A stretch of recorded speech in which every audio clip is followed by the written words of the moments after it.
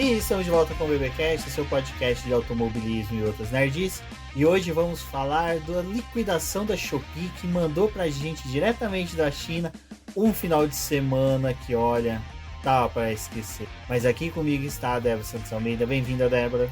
Olá, pessoal, sejam bem-vindos a mais um episódio do BBcast. Todo mundo super iludido durante a semana. Retorno do GP da China, carros novos, pneu novo, podemos ter algo aí, uma disputa, Ferrari, e foi tudo a mesma coisa. Exatamente. Bom, a única coisa boa que teve foi a super classificação, né? O SQ3 ali, que teve a disputa entre Norris e Lewis Hamilton pela pole da sprint, mas não deu em nada. Bom, hoje vamos falar sobre o GP da China. Eu sou o Rubio GP Neto e vale lembrar aí da nossa campanha de financiamento coletivo e contínuo do Apoia-se, que agradeço a todos os apoiadores de coração. Muito obrigado a todos que permanecem com a gente. E se você é ouvinte do BBcast e ainda não é apoiador, considere se tornar um apoiador. Na descrição desse podcast tem o link do Apoia-se. A partir de R$1 você já consegue contribuir com a gente. E outra forma de também ajudar o projeto a se manter é utilizando o nosso link da Amazon para poder realizar as suas compras. Lembrando que a partir dessa segunda-feira já tem uma promoção ali acontecendo especificamente no aplicativo da Amazon, mas quando você for fazer as suas compras ali de algum item que você desejar, mesmo utilizando o aplicativo, clica no nosso link, ele vai te redirecionar para o aplicativo e essa compra que você fizer utilizando esse nosso link como redirecionamento, já conta como um valor que a gente acaba recebendo, porque somos afiliados da Amazon e recebemos uma comissão. Então salva o nosso link aí, deixa ele o mais fácil possível.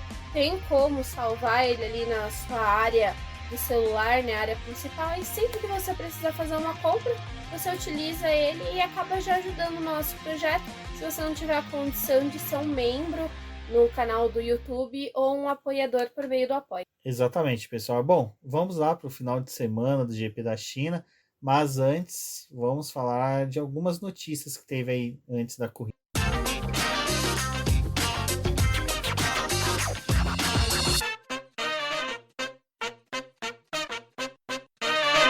Bom, eu mal empolgado, né? Pô, vamos falar, né? Deve ter coisa, notícia tal, para poder falar antes da corrida, porque a corrida foi chata, não sei o quê. Viro para Débora, quais notícias tem? A renovação do Alonso, calendário 2025 e a ideia aí dos pontos. Bom, vamos começar pelo calendário 2025, né, Débora? 24 corridas, aquele inferno, e GP da Austrália que começa, né, a temporada aí, porque eles querem empurrar Bahrein e Arábia Saudita para mais frente para poder fugir do Ramadã. Na verdade é porque o Ramadã ano que vem, o Ramadã ele não é uma data fixa, né? Então cada ano muda porque eles seguem um outro tipo de calendário que não é o mesmo que o nosso. E o Ramadã ano que vem vai começar no início de março. Então, para a Fórmula 1 fazer a prova, né, do Bahrein ser a primeira, Bahrein, Arábia Saudita, eles iam precisar começar o ano da Fórmula 1 muito mais cedo. Ali já em fevereiro, né, e ia ficar um caos, porque tem a pré-temporada e tem as primeiras etapas. Então eles decidiram fazer uma mudança para o próximo ano. A Austrália volta a ser a primeira prova, como acontecia até a pandemia, né, e aquele cancelamento que a gente teve. De novo, eles fizeram ali aquela parte da regionalização dentro do que é possível. Então, o que a gente teve esse ano, né, que foi essa sequência Austrália, Japão e China. No próximo ano é Austrália, China e Japão. Para nós vai ser 3 corridas de madrugada começando o ano. Não sei se é muito bom ou não. É bom que já acaba, elimina, né? Elimina. Depois a próxima corrida de madrugada que a gente vai ter vai ser só lá no final da temporada, que é o GP de Las Vegas. Mas um calendário que até me chamou a atenção pelo fato de ter... Calendário te chamou? Sim. Ele chamou a Débora? Ele falou, vem aqui. É porque eu tava dormindo na hora que lançou, aí eu pensei, deixa eu ver aqui o que fizeram. A gente vai ter só duas rodadas triplas, uma na primeira metade do ano, né, que é com Itália, Mônaco e Espanha. A Espanha ainda permanece com Barcelona. E depois a gente vai ter uma rodada tripla fechando o ano, que é Estados Unidos, GP de Las Vegas, Qatar e Abu Dhabi. Eles conseguiram tirar o Brasil da rodada tripla, né? Então é uma rodada dupla Estados Unidos com a prova em Austin. E México aí falha 15 dias e tem o GP do Brasil. O GP do Brasil não ficou numa data muito boa, não tá entre nenhum feriado, não tá em nada ali, ficou solto. Mas pelo menos não é numa rodada tripla, acho que cansa menos a gente. A gente não vai pro GP assim, tipo, que loucura! Acabou uma corrida e tem outra. Mas é isso, acho que esses são comentários. Eu fiquei feliz pela Bélgica ainda tá no calendário. Para algumas pessoas não é tão legal, mas é uma prova que eu gosto. Não, Bélgica permanecer é essencial. Não tem nenhuma novidade, não foi enfiado nenhum outro país, né? Nenhuma outra pista. É o calendário que a gente conhece desse ano, só que com algumas pequenas... Bom, eu vou ser sincero, a minha tristeza é ainda a permanência de 3 etapas nos Estados Unidos, né? Miami aí, nossa, oh meu Deus, é a próxima ainda. E também a gente tem aí a permanência de alguns circuitos, né? Como a Barcelona, que não é aquela... mas Barcelona, de tudo isso aqui, é o que menos me incomoda. Tem circuito que me incomoda muito mais. Não, tem. Tipo, Barcelona... É que Barcelona... Jeddah, pra mim, é mais chato do que Barcelona. Barcelona ainda tem um apego por causa das pré-temporada que teve lá. Eu gostava daquela coisa de, tipo, você será que a pré-temporada vai voltar pra Barcelona? Porque... Então, eu não vi uma discussão sobre isso. É que o Bahrein paga, né? Pra poder ter... Mas quando você fala de discussão, é aquelas de bar, tipo, dos trapalhões, que o cara pega a garrafa de quebrando na cabeça do outro, joga uma cadeira. Triumphant, né? Hoje a gente tá tentando. Hoje a gente tá tentando ser feliz. Difícil. Mas... É que assim, eu realmente... Geralmente quando vem falar sobre o calendário, já vem o pacote, né? De como vai ser a pré-temporada, não sei o quê. Esse ano não teve isso. Eles só atacaram o calendário, não falaram nada sobre a pré-temporada. Eu acredito que vai continuar sendo no Bahrein, porque vai ser mais cedo do que o início do Ramadã. Então, talvez a gente... Tem até um intervalo do Bahrein para a primeira etapa. Isso é bom. O que eu acho que seria legal. Porque eu não tenho certeza se Barcelona eles iriam conseguir fazer a pré-temporada. Não, porque Barcelona acho que não pagaria para poder ter e nem para poder transmitir. E... Podia fazer uma vaquinha para fazer a pré-temporada no Brasil.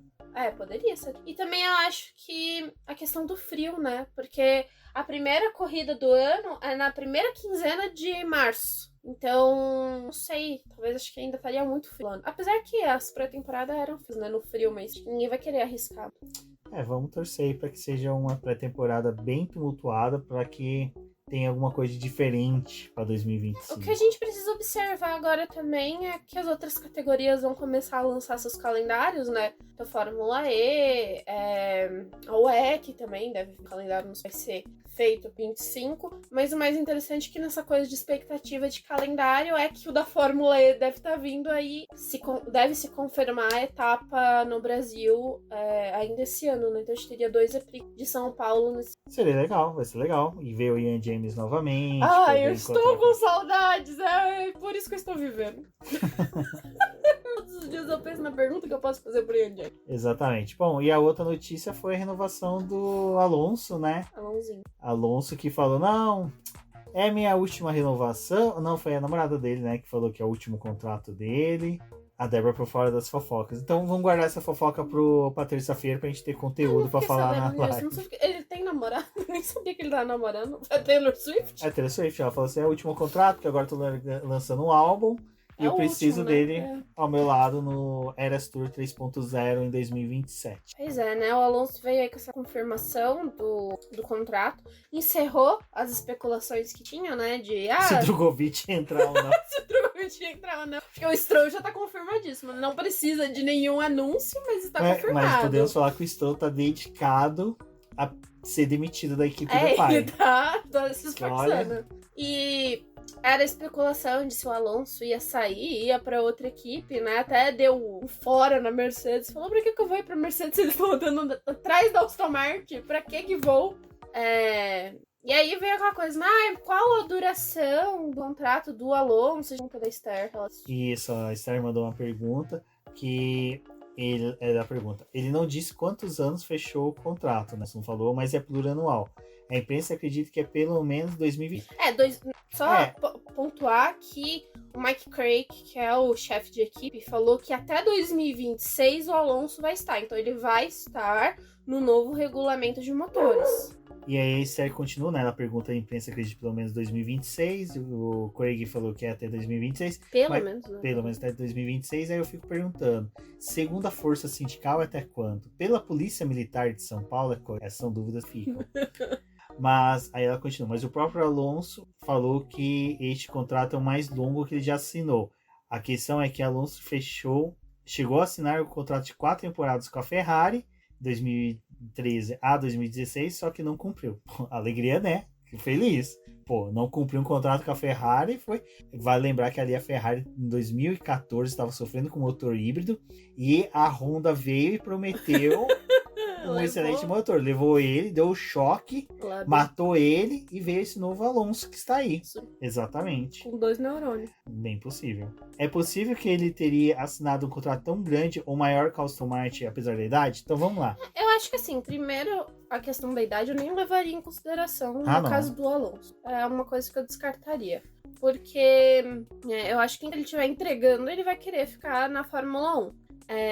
Pode ser que esse seja o último contrato, mas tipo, ele tá garantido para 2025 e 2026, já são 2 anos. Eu acredito que é possível ele, tipo assim, talvez o contrato seja de 2 anos, mais 1 ou 2 anos mais 2 anos, tipo, ele já esteja amarrado, né? Mas aí depende do desempenho e do quanto que a Aston Martin vai conseguir entregar com o motor Honda e com o novo regulamento, né? Então talvez ele ficaria além de 2026. Mas eu acho que a questão da permanência do Alonso com a Aston Martin é muito mais se eles vão conseguir render com o novo motor que eles vão usar e se a equipe vai continuar desenvolvendo o carro, tipo, tendo força para poder fazer um bom projeto aerodinâmico, lidar com as regras, que isso que deve manter ele. Porque é aquela coisa, né? Se os outros times avançar, tipo uma Mercedes superar a Aston Martin, uma Alpine se recuperar e a Aston Martin perder espaço, aí talvez ele perca realmente o interesse de correr pelo time.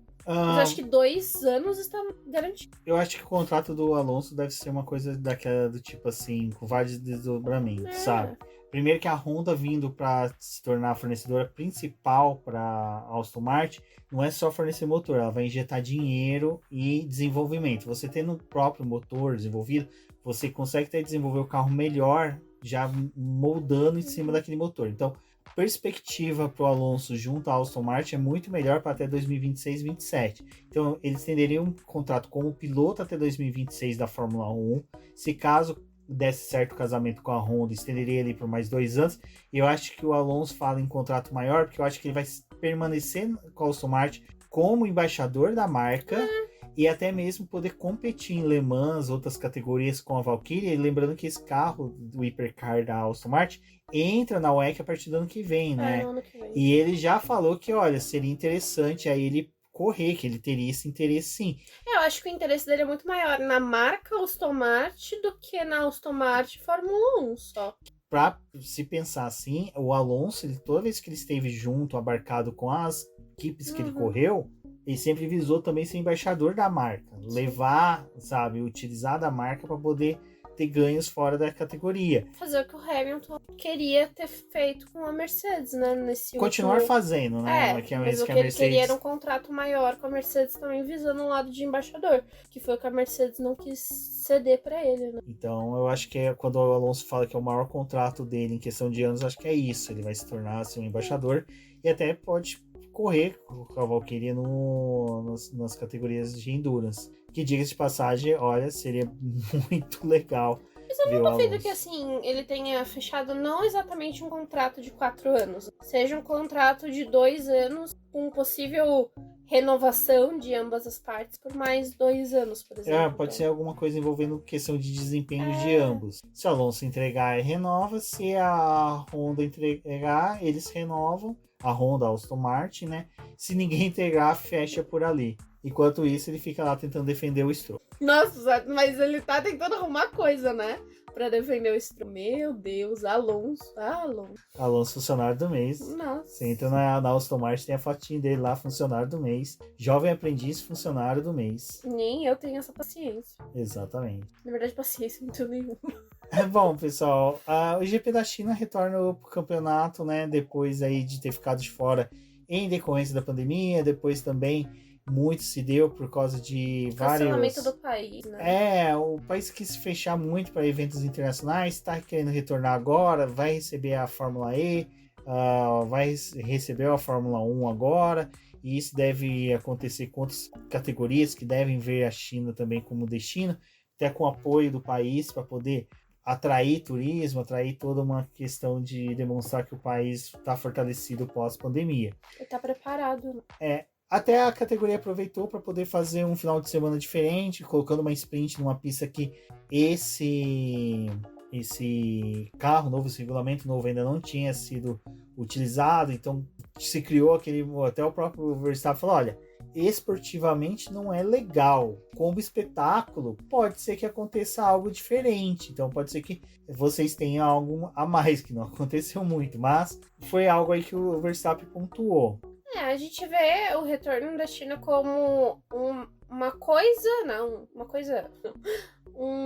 um aspecto importante para a Fórmula 1, porque o mercado chinês para eles, apesar de não nos últimos anos, né, quando a Fórmula 1 visitava o país, não era o lugar que tinha mais torcedores. Era uma corrida que às vezes eles faziam até mesmo com o autódromo mais vazio, mas é um mercado que para eles se tornou importante depois dos Estados Unidos, né? Eles estão tentando dominar a Ásia, estão tentando colocar mais corridas ali também, então tem um interesse. E depois que o Zhou Guanyu conseguiu uma vaga na Fórmula 1, sendo o primeiro chinês a correr, né, no grid da Fórmula 1, eles tinham essa coisa de, por mais que ele não esteja no melhor carro, por mais que não esteja na melhor equipe, não tenha exatamente a condição de pontuar, eles queriam voltar com a corrida para lá porque era um marco importante você ter o primeiro chinês a chegar no grid da Fórmula 1 correndo na categoria.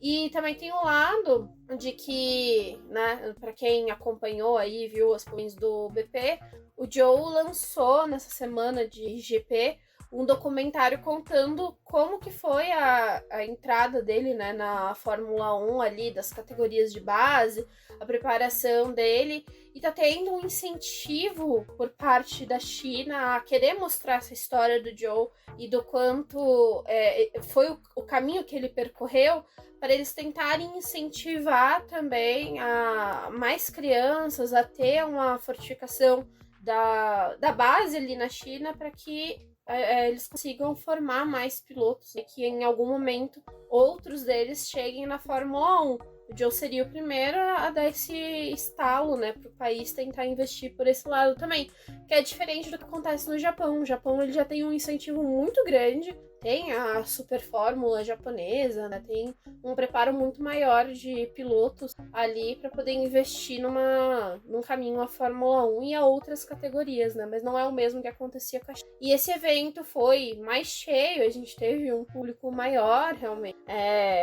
Teve a sprint ali que acabou chamando a atenção, né? Era um outro formato, uma coisa que para o país acho que se torna um pouco mais atrativo, por mais que a gente esteja numa onda da Fórmula 1 em que o campeonato em si não está tão legal. Mas a ideia da sprint, acredito eu, a todo momento da Fórmula 1, era realmente de criar aqui no começo da temporada já um tumulto ali de possibilitar que a equipe conseguisse pontuar. Por que eu estou trazendo isso?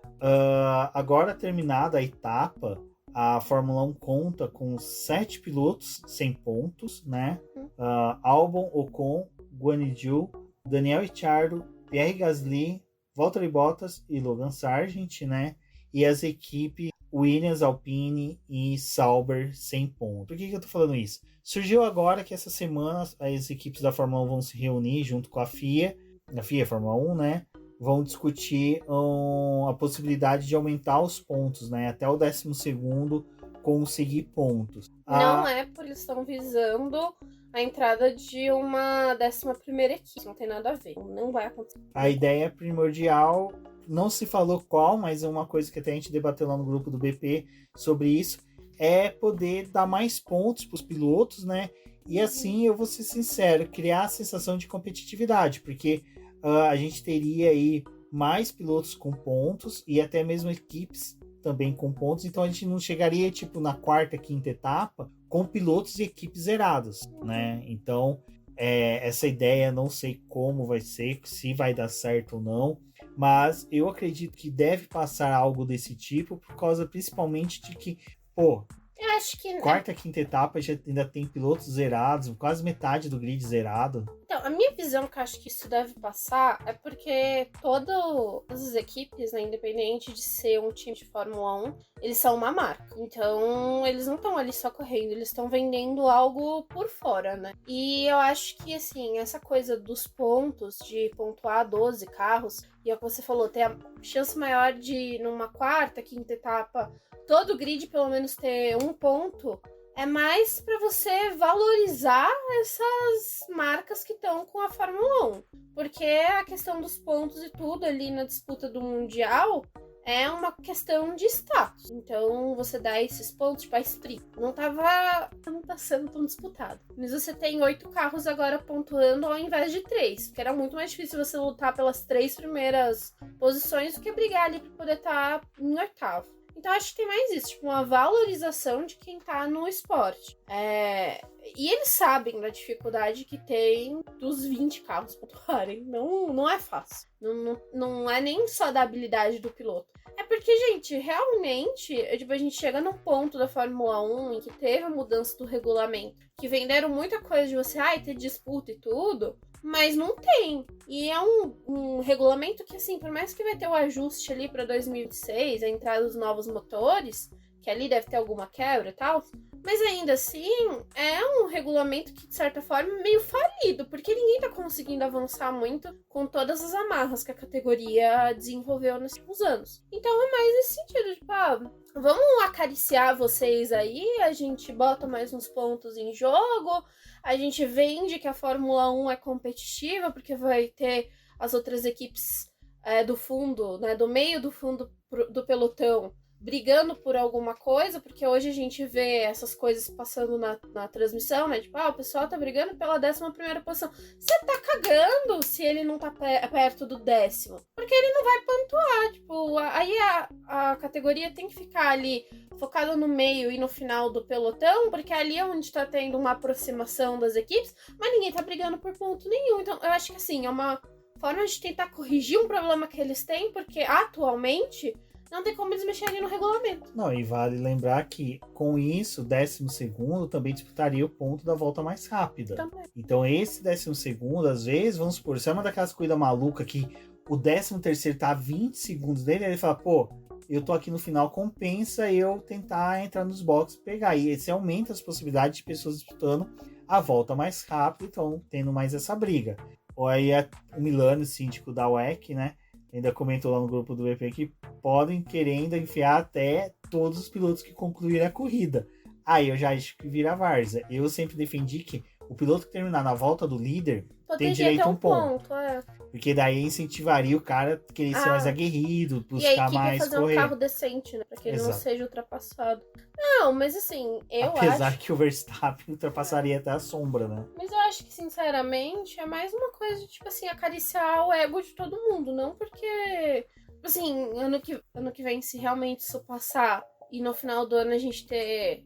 É difícil de dizer qual vai ser a última equipe, mas digamos que, assim, uma Williams, né, que é o que tá se encaminhando aí pra poder voltar à última posição, terminar um ano com 6 pontos, cara, que... Não, e aí... Que diferença que fez ela terminar zerada ou com esses 6 pontos, entendeu? Porque ela tá em último lugar. E ainda hoje teve o cenário do pessoal comemorando que a Alpine largou a lanterna do campeonato. Tem Alpine. Ela foi pra 9º lugar, o pessoal comemorando, o 11º lugar do Ocon, que foi tipo um herói na corrida, né? Vamos colocar assim que o pessoal tava falando, conseguiu colocar a Alpine em 9ª.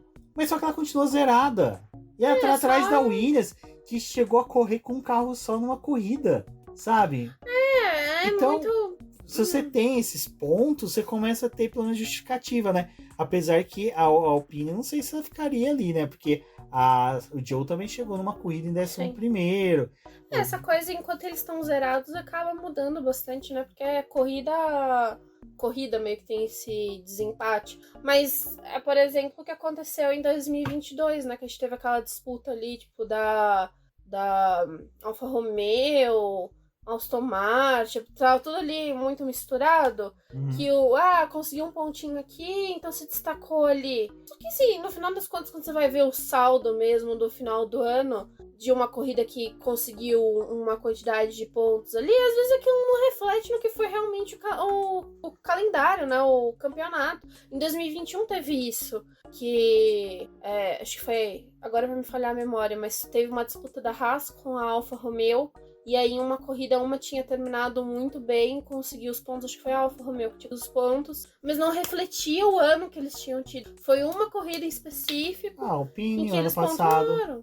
que fez aqueles 2 pod, que criou uma ilusão na equipe. Mas que não é real. Mas esses pontos aí é só pra poder amaciar o ego do pessoal e pra poder dizer que tá tendo alguma disputa. Porque depois, no final das contas, quando tiver a análise do túnel de vento e da quantidade de dinheiro que eles vão poder usar ou vão receber, não vai mudar em nada. Essa é a mesma palhaçada. Bom, vamos falar de palhaçada, vamos falar da corrida, né?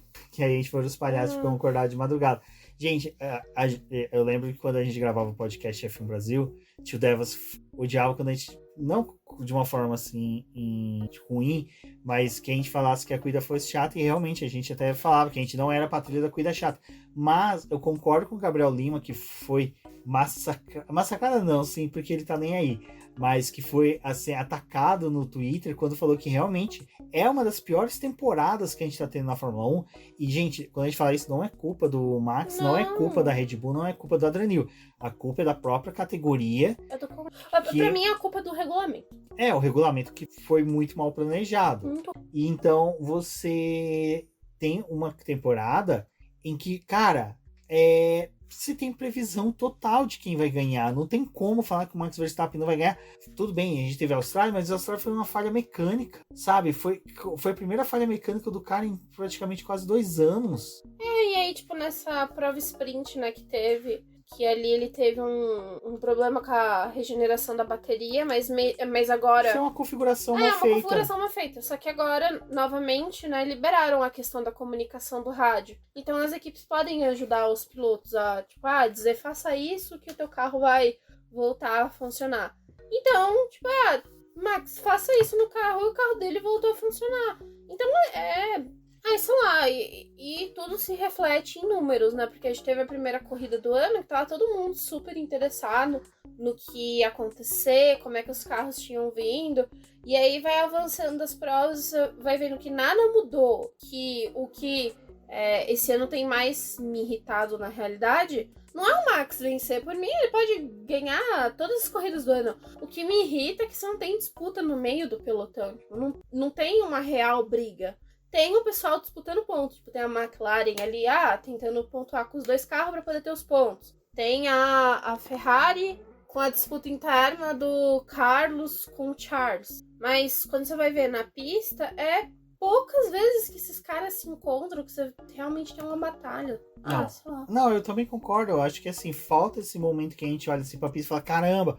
Aí é lógico, aí o cara que tá ouvindo fala, pô, mas a gente viu ali uma disputa do Alonso querendo buscar a posição. Cara, Alonso tava com pneu macio, depois foi pro médio. Ele usou todos os pneus, não. Ele usou todos os pneus, ele quis. É o que eu falei até no Twitter, e o pessoal até rebateu eu sobre isso, mas só que, cara, o Alonso quis mostrar o talento dele. Ele tá vendo que essa temporada ele não vai conseguir fazer o que ele fez ano passado de chegar no pódio. Então o que ele vai fazer? Ele vai vender o peixe dele, ele vai ficar fazendo fazer estratégia diferente, vai querer disputar posição, mostrar que ele é o cara mais aguerrido do grid. É isso. Mostrar que ele merece conquistar um piloto do dia, mesmo que aquilo ali não vale ponto. Exatamente. É marketing. Cara, o Alonso é o cara que, quando você vê alguma coisa ele fazendo na pista, você tem que tentar ver o que ele tá pensando na hora. Que a maioria das vezes o que eu posso fazer para ter os holofortes virado para mim? Eu fazer mais de um pit stop diferente, ficar disputando posição para, tipo, chegar no mesmo lugar? Que foi o que ele fez. Uma coisa que eu não gosto muito é que nem o negócio lá de Delvas, né, de falar que a corrida foi chata ou que o campeonato tá sendo ruim, porque por mais que a gente esteja aqui, a gente tá vendendo um produto, né? A gente tá falando de uma coisa que a gente gosta e pra nós é interessante que vocês que estão escutando o podcast ou que estão assistindo as corridas gostem daquilo para que procurem mais material, então para que você queira saber o que vai acontecer na próxima prova, qual que são as previsões, o que se esperar, enfim. Mas, gente, tipo... acho que o que eu fico mais assim é que, acabou o GP da China. A gente tem 19 provas do mesmo jeito. Ainda tem mais 5 sprints. E eu só espero que tenha alguma coisa diferente se chover. Que foi o caso do início da sexta-feira, né? Que quando eles foram para poder classificar para sprint, que foi uma classificação menor ali de 30 minutos, a chuva chegou no SQ3, então eles tiveram que usar pneu intermediário, deu uma bagunçada ali. O Norris conseguiu a pole, deu uma mudança. Mas tem que depender da chuva e é aquela coisa, né? Também não pode contar com uma chuva muito forte. Se vir uma chuva muito forte, não vai pra pista. Tô batendo minhas palminhas. Não, tranquilo. É que realmente é chato ter que tentar. É que a Débora brincou no começo. Pô, você tá tentando achar algumas coisas pra entreter o ouvinte, né? Mas, cara, uma temporada dessa, falta aquela coisa do fogo que a gente tinha de comentar, de falar. É lógico, tem coisas que são interessantes que aconteceu na corrida, que a gente vai deixar de falar aqui, que a gente quer falar na live, porque na live a gente consegue conversar com os ouvintes e ter um entretenimento ali com eles. Que nem... Até porque a gente não tá tendo. A gente tá fazendo a caixinha ou conversa com o pessoal pra poder mandar pergunta e não tá tendo também, tipo, uma participação dos ouvintes aqui a mandar as perguntas. Porque o pessoal tá frustrado. E é engraçado que quando a gente começou isso, o pessoal mandava pergunta, realmente. Às vezes não tinha como colocar tudo, né? E era aquelas perguntas, aquelas etapas que realmente eram baita emocionante, que, pô, valeu a pena assistir. A Singapura, né? A Singapura foi uma corrida sensacional. A Austrália foi uma corrida gostosa, cara. E assim, porque o Verstappen não tava... Não, porque qualquer um podia ganhar a corrida, porque era a Ferrari podia errar a estratégia, sabe? Podia ferrar com a corrida do Sainz, podia ferrar a corrida do Leclerc. Então, durante todo o tempo da corrida, a gente ficou com aquela expectativa, pô, a Ferrari vai foder hoje com os pilotos, a McLaren vai conseguir responder. Esse ano a gente focou... Essa corrida mesmo, né, agora da China, foi aquilo, tipo, o que a Ferrari tá fazendo com o Carlos e com o Leclerc? Porque o Leclerc tem um desempenho um pouco melhor ali, ele e o Carlos se estranharam na sprint. Então, agora a gente até pode comentar sobre isso do Carlos e do Leclerc. Eu acho que eu entendi um pouco porque que o Carlos Sainz não conseguiu entregar o que ele estava entregando antes. Ele depende do consumo de pneu. Se fosse uma estratégia de 2 paradas com ele teria conseguido avançar mais, até disputar um P3. Não tô falando que ele chegaria no P3, no lugar da Fred Pérez. Tinha um carro mas ele teria chance de disputar um pouco mais. Por que ele não disputou? Porque ele teve que economizar pneu. E o Carlos Sainz não é um cara que é bom para economizar pneu. Essa corrida foi um pouco esquisita no sentido de estratégia, né? Até a gente tá gravando um podcast um pouco antes eu tava fazendo o texto dos pneus que sai agora na segunda-feira, com a análise do final de semana. Mas foi um final de semana que eles começaram com aquela coisa de é certeza que vamos fazer 2 paradas. E quando a corrida principal realmente se desenvolveu, não ficou bem estabelecido se eram 2 paradas ou se era uma parada. Tanto que a Ferrari, no andar da carruagem, eles largaram para fazer 2 paradas, mas com o desenvolvimento da prova e com a questão do safety car, que a gente teve aquela bananada, eles optaram por fazer só uma parada. Então, perdeu ali um pouco, né? Poderia ser feito. Tanto que a gente viu nos rádios, né, do Carlos e do Leclerc, a discussão com a Ferrari. Primeira vez esse ano que a gente viu a Ferrari discutindo essa questão de mudança de plano. Não, na corrida passada teve, né? Na anterior. Teve? Mas, assim... eu acho que assim, a Red Bull poderia ter ido para essa estratégia, poderia, mas ela tá tão à frente que ela falou, não, vamos fazer aqui a estratégia que a Pirelli recomendou, porque a gente não depende de um malabarismo. E nem foi uma estratégia muito pensada com o que a Pirelli queria, né? Porque eles pararam muito cedo também. Então, a Red Bull, ela faz a parada ali, a segunda troca de pneus, mas com pouquíssimo tempo de vida útil do primeiro stint com os pneus duros. Então, eles ainda assim, tipo, percorreram a mesma distância que, basicamente, que o Carlos, né, que o Leclerc percorreram com os pneus duros, mas eles fizeram a troca. Só que o carro da Red Bull estava mais eficiente. A única coisa que a gente pode dizer, assim, questão estratégica, que mudou foi que a partir do momento em que a Red Bull resolveu fazer a troca ali naquele período que a corrida estava neutralizada, é que o Pérez perdeu a posição pro Norris, né? Ele perdeu pro Leclerc também. Parecia o pulo do gato, o pit stop duplo, mas acabou prejudicando o Pérez futuramente. Exatamente. Porque o Pérez não tem a mesma reação de desenvolver e fazer ultrapassagem. Então ele chegou ali no... O Pérez não tem muita coisa, velho. Ele chegou ali no Norris... No Norris não, desculpa. No Leclerc, demorou um pouco ali pra poder avançar. Depois conseguiu ultrapassagem, mas...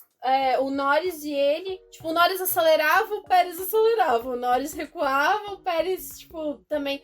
Eles ficaram numa tocada muito parecida nas voltas que sucederam, né? Tanto que garantiu que o Norris ficasse no segundo lugar. Mas não teve um desenvolvimento. Mas, sobre isso, vale um destaque. Sobre a Ferrari e as estratégias, acho que foi isso mesmo, né? O Sainz não... Eu acho que o Sainz, ele... Vamos supor, o combinado com o Sainz é o certo. Combinou 2 paradas, ele já começa a corrida na tocada das 2 paradas. O Leclerc já é o cara que fica assim... vou esperar ver o que vai dar. Porque o Leclerc, a gente vê ele um pouco mais manso na pista, enquanto que o Sainz estava empregando um ritmo muito mais forte. Até o Sainz falou, né? Porque quando acabou a corrida... Porque o Sainz, ele conclui a prova com uma parada só, né? Só que, realmente, eles tinham largado pra fazer 2 paradas. E o Sainz parou na volta 17. Então, ele parou antes do safety car. Então, ali o Carlos também já se lascou. Porque a hora que a Ferrari falou...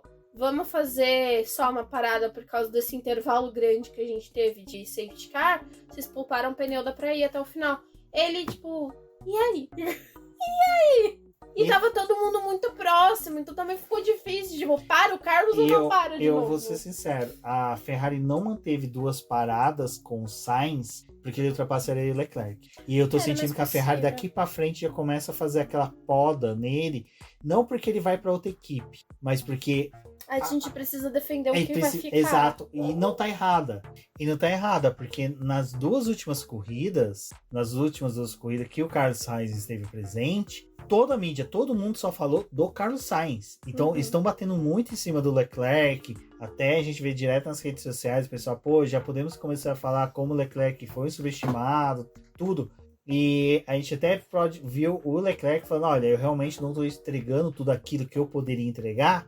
Então, a Ferrari fazendo isso, ela não tá errada. Mas, assim, ela tem que começar a pensar no Mundial de Construtores. Porque, assim, tudo bem, o Piastri esse final de semana teve um incidente que prejudicou o carro. E não tava tendo ritmo. Não teve ritmo. Mas numa etapa que ele tiver ritmo e ele conseguir ficar entre as 2 Ferraris, ou até mesmo uma posição atrás das Ferrari, mas o Lando Norris chegando no P2, começa a tirar pontos da Ferrari. Acho que não só isso, né? A McLaren, é que assim, a Ferrari a gente tem uma ideia de onde ela tá. É que são 60 pontos de diferença, mas tem como tirar. Não só isso. O que eu quero dizer é que a McLaren, ela tá ali abaixo da Ferrari, mas, de modo geral, ninguém ainda compreendeu a McLaren no sentido de aonde que ela tá na questão de classificação. Tem classificação que ela vai bem, tem classificação que ela dá uma capengada. Na corrida, essa era uma corrida que tava todo mundo, Ferrari, tipo de circuito, a Ferrari vai ir bem nessa prova, é um circuito quase que certo que a Ferrari vai se dar bem com os 2 carros. E não foi o que aconteceu, a McLaren com o Norris não teve uma boa sprint, o Norris errou ali na largada, perdeu muito espaço, não conseguiu recuperar, a Ferrari deu bote. Mas na corrida principal, que era o que realmente valia mais pontos, o Norris estava no pódio. Eles conseguiram se redimir. Então ainda tem essa dança, né, das 2 equipes. Tipo, a gente sabe que a Ferrari ela tem um carro melhor, ela tá mais bem estabelecida. Mas essa não foi uma corrida que eles acertaram na estratégia, digamos assim. Tipo, eles não estavam com o melhor ritmo. E é até interessante que depois que acabou a corrida eu fui dar uma lida ali, passar um geral nas equipes. Todo mundo sentiu que não teve ritmo nessa corrida, que não teve um bom desempenho. Foi outra corrida que eu senti que os carros estavam lentos, igual foi no Japão. Não conseguiram extrair o máximo e todo mundo tinha alguma coisa para poder pontuar ruim da corrida deles de forma individual. Então acho que tem isso, né? A McLaren, pra muita gente era tipo, não vai, andar bem na China, não tem como, pela característica do circuito, e foi lá e fez uma. Sim, no geral, foi melhor do que era esperado. Eu acho que realmente essa disputa do Norris e do Pérez mostrou que realmente a McLaren consegue extrair melhor do carro quando acerta a estratégia, e tem a vantagem de que o Norris ele tem essa característica de conseguir esticar muito, né, a primeira perna antes de fazer o pit stop. Ele é um piloto que consegue conservar muito bem os pneus. Vamos ver, né? Vamos seguir aí. Miami agora vem sprint. Outro sprint. Eu achei estranho 2 corridas seguidas de sprint, mas o pessoal tá maluco, tá doidão, né? Vamos ver o que vem por aí. Bom, que vale também comentar um pouco de como foi, né, o final de semana da Mercedes. Porque assim... Não foi. O Hamilton fez P2 na sprint, depois classificou no mesmo dia em 18º.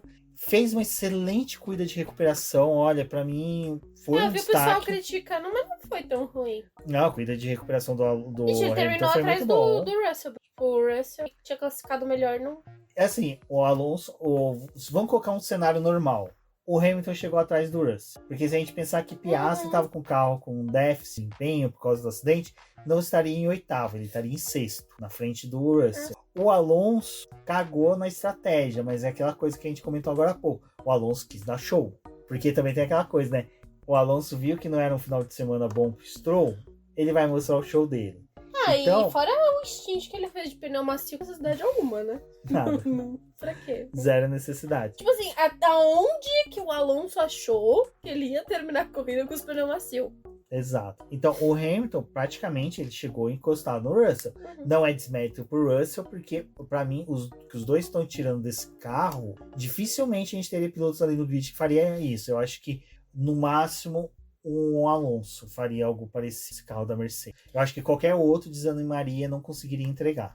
E numa corrida que foi meio casca grossa em alguns momentos, tipo, o Russell não ter se envolvido em algo maior que gerasse uma batida, um abandono pra ele, foi muito bom.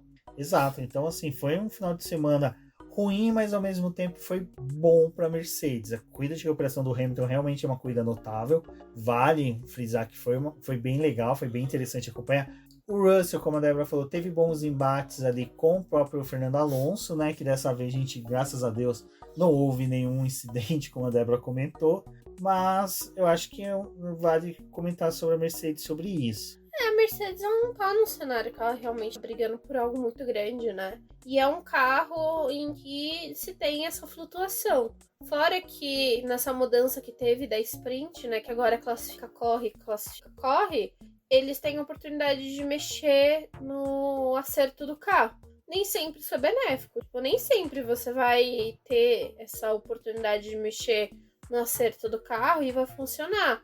E também, acho que o fato da prova sprint do Hamilton não ter sido ruim, né? Tem muito da posição de largada que ele teve, que é um circuito que ele conhece, ele já fez uma cagada ali, ele sabe aonde que você não vai para poder não fazer uma besteira.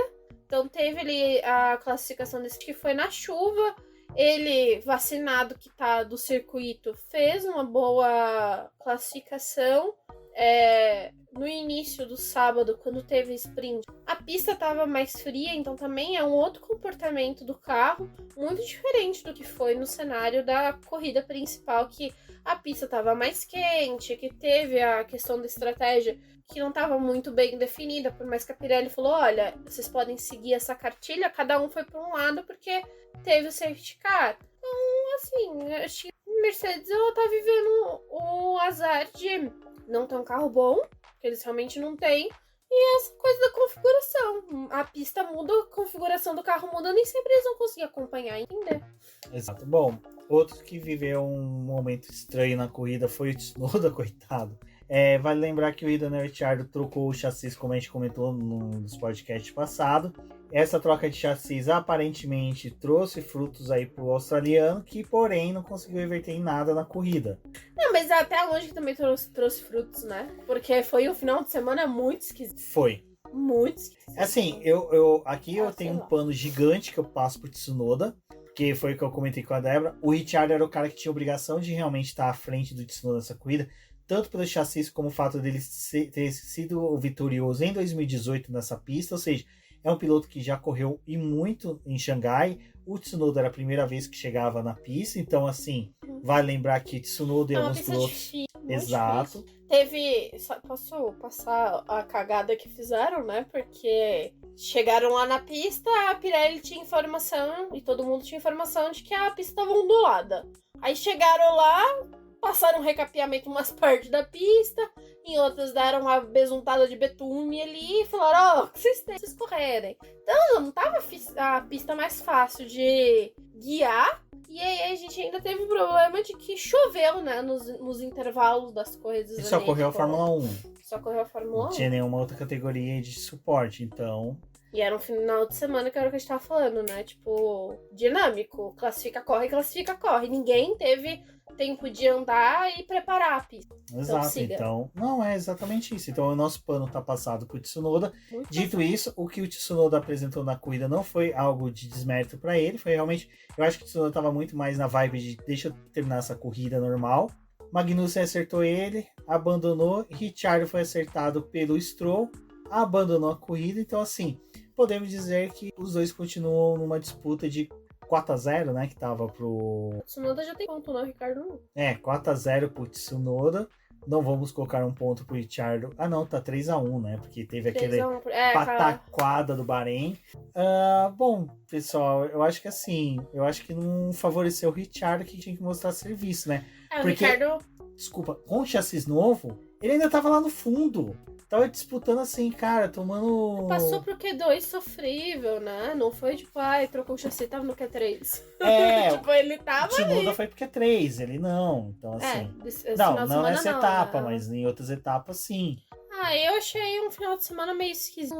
Não sei. Não dá pra avaliar. Não dá pra avaliar, não dá pra você saber se da configuração do carro do Tsunoda, tipo, se assim...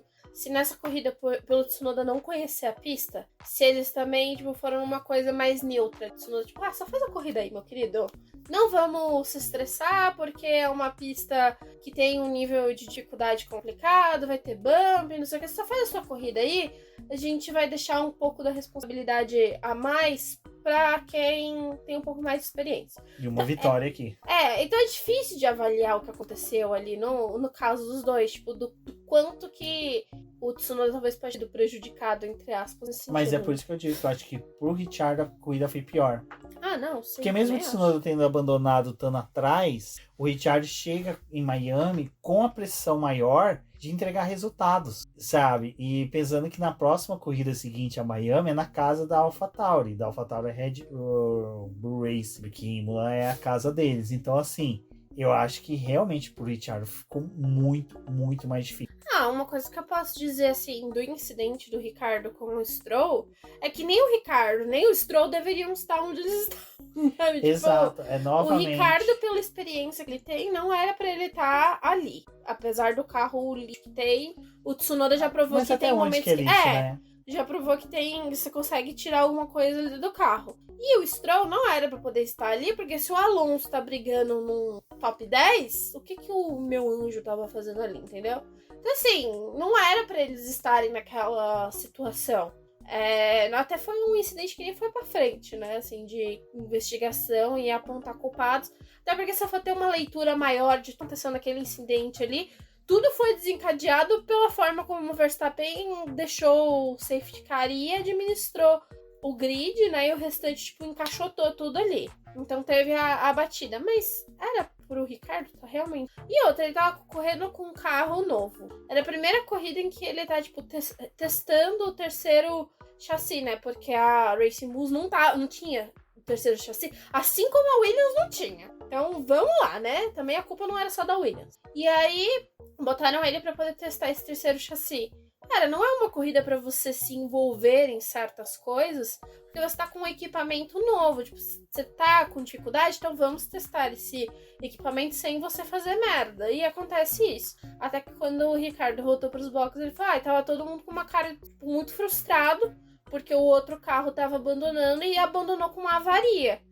A gente não sabe o peso dessa batida do Ricardo, do quanto que eles danificaram de equipamento. Mas, pô, cara, não era pra isso acontecer, sabe? Não, exato. E, assim, aquela coisa. A gente tá aqui falando, mas tem um piloto que tá demonstrando que realmente a competitividade desse ano tá em alta, que é o Hülkenberg metendo a Haas no top 10. Então, assim, cara, ninguém hoje pode vacilar na Fórmula 1, e aí eu não tô falando que é uma coisa boa, mas é no tipo assim, cara, a Aston Martin tá perdendo, tá tendo desvantagem por manter o Stroll, desculpa, ficar atrás de um Hülkenberg não é algo positivo. O Hülkenberg chegar atrás de Lewis Hamilton mostra que a Mercedes realmente tá com um carro muito ruim. O Stroll ficou atrás das duas Alpine, né? Não é pra ficar atrás das Alpine. O carro que tem, atrás da Alpine que tava se arrastando. Enfim, e aí, né, tudo culminou, como você falou, né, do Hülkenberg. É que o Ricardo e o Hülkenberg tiveram um embate em safety car, em que o Hülkenberg foi autorizado a passar, mas assim, eles não explicaram muito. O Hülkenberg foi autorizado a passar enquanto a corrida estava neutralizada, e ele fez ultrapassagem no Ricardo. E depois o Ricardo pensou, eu vou dar o troco de cara, e ultrapassou o Hülkenberg. E aí chamaram eles para poder prestar depoimento, né, no DP da Fórmula 1. E aí o Ricardo falou, eu passei o Hülkenberg. E aí eles falaram, então, mas você não tinha autorização para passar o Hülkenberg, você não tinha autorização para fazer essa manobra. Você tá errado, infringiu o safety car. O Ricardo, que tinha abandonado, não tinha como eles aplicarem uma punição, ele recebeu uma punição para Miami. Então, na primeira corrida que ele correr, que provavelmente vai ser sprint, ele perde 3 posições. Ou seja... Então saiu com um saldo pior ainda, meu querido. Porque lá em Miami, que tem mais dificuldade de ultrapassar, que você depende um pouco da classificação, o querido tá com uma punição de 3 posições no grid. Exato. É isso, pessoal. Corrida da sprint e a corrida principal do GP da China foi, assim, morna. Não foi uma corrida tão gostosa de se assistir. Prometeram mais, não entregaram muito. Mas eu vou ser sincero. Eu já vi corridas da China piores, como também já vi melhores. Eu acho que foi a média do que a China propõe sempre para a Fórmula 1. Também acho que o pessoal correu com uma certa cautela, de tipo, tinha os problemas da pista. E tinha aquela curva 1, né, que o Sainz saiu e quase bateu. O Alonso também deu uma escapadinha ali. Então eu acho que tudo isso fazia com que os pilotos entrassem mais cautelosos no começo de volta. Por isso que eu pergunto pra Débora, qual sua nota pra corrida?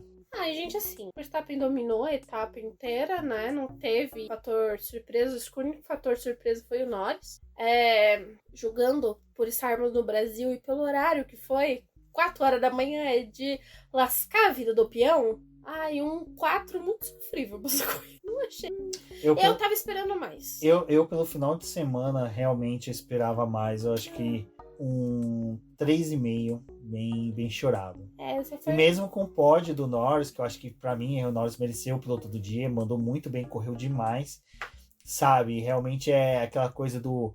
O Norris ele tem que estar realmente no P2 para poder conseguir a vitória nessa era Verstappen. Sim. Tirando esse cenário, acho que o Norris conseguiu uma vitória. Então, mas... E a gente não falou, né? Que no final da corrida teve o erro o bug que teve no aplicativo, colocou o Norris como vencedor, né? E demorou muito tempo pra eles a gente tava tipo, não aconteceu alguma coisa? O que rolou? Passa aqui? bem em Fórmula 1. Pois é, né? Mas é isso, pessoal. Agradecer a todo mundo que ouviu o BBcast por aqui. Agradeço a todos os apoiadores, a todos que acompanham o Boletim do Paddock. Vamos torcer, como a Débora disse. Eu acho que a gente vai ter uma Fórmula 1 mais empolgante, mais gostosa de se assistir a partir da etapa europeia, a parte da europeia do campeonato, né? Que é sempre um pouco mais, assim, gostoso de acompanhar. Tem mais chance de chuva, né? Uma época do ano ali que chove mais na Itália, então tem uma chance de você pegar umas corridas diferentes. Tem uma outra dinâmica, né? As pistas de lá, de qualquer forma, vai ir pro Canadá, então vai dar aquela bifurcada ali, tipo, a etapa europeia, mas tem o Canadá. O Canadá sempre é uma corrida gostosa, então... Tem umas corridas interessantes, né? E depois que a Fórmula 1 entrar de férias, a gente ainda tem, tipo, o Azerbaijão, que era no começo do ano e vai ser depois. Pode ser que venha algo bom por aí. Como dito, agradeço a todo mundo. Lembre-se que terça-feira temos a live. Um forte abraço a todos e até a próxima. Até a próxima.